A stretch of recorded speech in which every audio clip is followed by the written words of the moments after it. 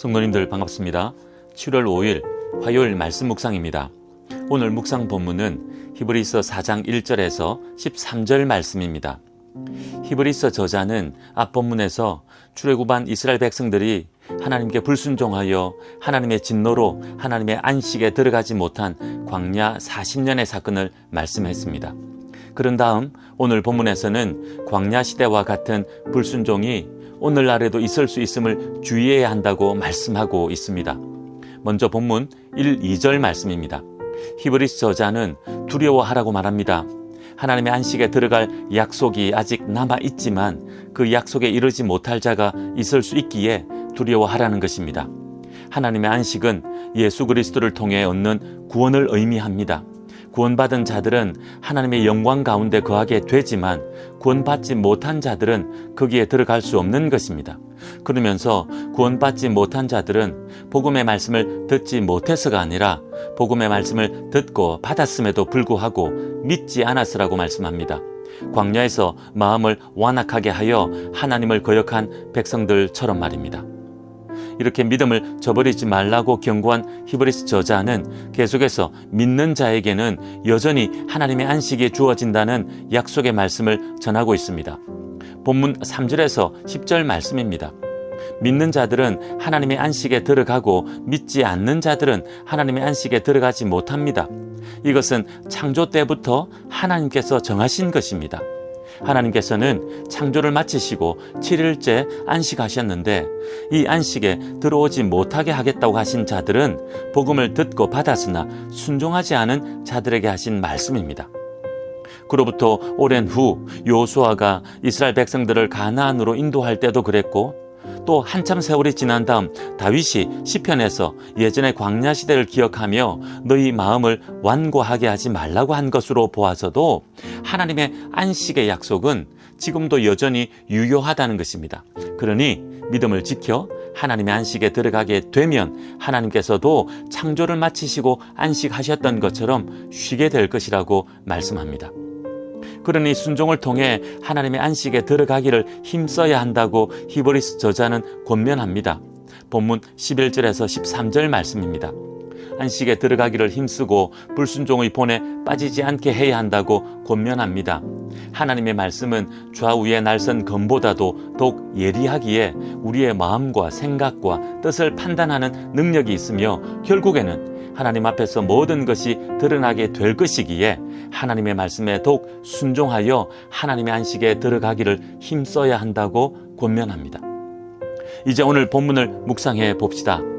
첫 번째 묵상 주제는 끝까지 믿음을 지켜야 한다는 것입니다. 우리는 끝까지 믿음을 지킬 때 하나님의 안식에 들어갈 수 있습니다. 하나님의 안식에 들어가는 것은 최종적으로 주님 품에 안기는 것을 의미합니다. 미래에 우리가 받을 영광스러운 구원의 최종적인 자리 말입니다. 다른 성경 말씀도 그러하지만 오늘 히브리서 말씀도 1차적으로는 믿는 성도들을 위해 쓰여진 말씀입니다. 예수 믿지 않는 자들을 위해 쓰여진 것이 아니라 예수 믿고 구원받았다고 하는 성도들을 위해 쓰여졌다는 것입니다. 이 말은 구원받은 성도들에게 그 구원을 믿음으로 힘써 지켜야 함을 히브리서 말씀이 강조하고 있다는 것입니다. 오늘 본문에서도 안식에 들어가지 못할까 두려워하라, 아직 기회가 있을 때 안식에 들어가도록 힘써야 한다는 등 끝까지 믿음을 지켜야 함을 강조하고 있습니다. 히브리서 저자가 시편의 말씀을 인용하여 광야 시대 이스라엘 백성들이 하나님의 택하심을 받았지만 끝까지 그 믿음을 지키지 않고 완악한 마음으로 하나님을 거역하여 하나님의 안식에 들어가지 못한 것을 말씀하고 있는 것 또한 끝까지 믿음을 지키지 않으면 하나님의 안식에 자동적으로 들어가는 것이 아님을 밝혀 끝까지 믿음을 지키라고 권면하고 있는 것입니다. 우리의 모습을 돌아봅시다. 힘써 믿음을 지키고 믿음으로 살고 있는지 말입니다. 우리가 받은 구원은 전적인 하나님의 은혜로 받은 구원이기에 우리의 잘못으로 인해 취소되지 않는 구원입니다. 사탄 마귀도 절대로 흔들 수 없는 구원입니다. 하지만 구원받았다면 마땅히 구원받은 자로서 믿음으로 살아야 할 것입니다. 구원받았다 하면서 우리에게서 믿음의 모습이 전혀 나타나지 않는다면 처음부터 구원받지 않았을 확률이 높습니다.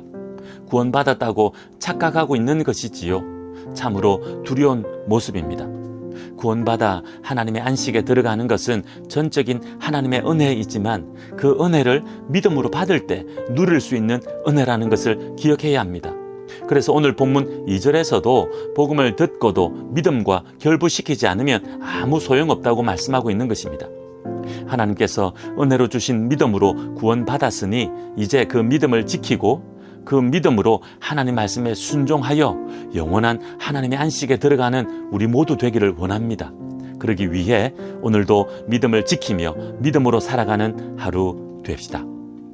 두 번째 묵상 주제는 하나님의 말씀은 살아있는 말씀이라는 것입니다. 오늘 본문 12절은 유명한 말씀입니다. 하나님의 말씀은 살아있다 합니다. 좌우의 날선 어떤 검보다도 예리하다 합니다. 그래서 우리의 혼과 영과 및 관절과 골수를 찔러 쪼개기까지 하며 우리의 마음의 생각과 뜻을 판단하신다고 합니다.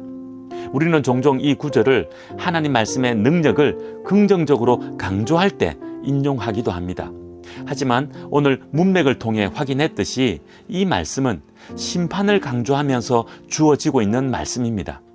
하나님 말씀에 불순종하고 하나님께 거역하며 살 때 하나님 말씀에 의해 우리의 모든 것이 드러나게 되고 결국 심판받게 된다는 것을 강조하는 말씀이라는 것입니다. 그렇습니다. 우리는 마지막 때 심판대 앞에서 하나님 말씀으로 판단받게 될 것입니다.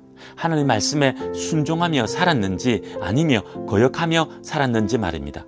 그때는 아무것도 숨길 수 없을 것입니다. 모든 것이 하나님 말씀 앞에서 다 드러나게 될 것입니다. 그러니 하나님 말씀에 순종하며 살기 원합니다. 하나님 말씀은 살아있어 우리 마음의 생각과 뜻을 판단하는 말씀이오니 말씀이 가르치는 하나님의 뜻 따라 살아가는 우리들 됩시다. 그리하여 우리 모두 영원한 하나님의 안식에 들어가기 원합니다. 기도하겠습니다. 하나님 아버지, 하나님의 안식에 들어갈 수 있는 은혜를 주시고 아직 그 기회를 허락하심에 감사드립니다. 하지만 믿음으로 붙들지 않으면 아무 소용없음을 오늘 말씀을 통해 알아사오니 저희들 더욱 힘써 믿음으로 살게 하옵소서. 우리의 믿음을 방해하는 삶에 많은 것들이 있지만 인내하며 끝까지 믿음 붙들게 하옵소서. 오늘도 그렇게 살게 하옵소서. 예수님의 이름으로 기도하옵나이다. 아멘. 오늘은 한국 교회와 그리스도인들을 위해 기도하는 날입니다. 광야 시대 이스라엘 백성들처럼 하나님의 은혜를 저버리고 하나님을 거역하는 자리로 나아가지 않도록 간절하게 기도합시다. 사람들의 숫자만 많이 채우는 한국 교회가 아니라 진정한 예수님의 제자를 세우는 한국 교회 되게 해달라고 간절하게 기도하는 오늘 하루 됩시다. 오늘도 믿음으로 승리하십시오.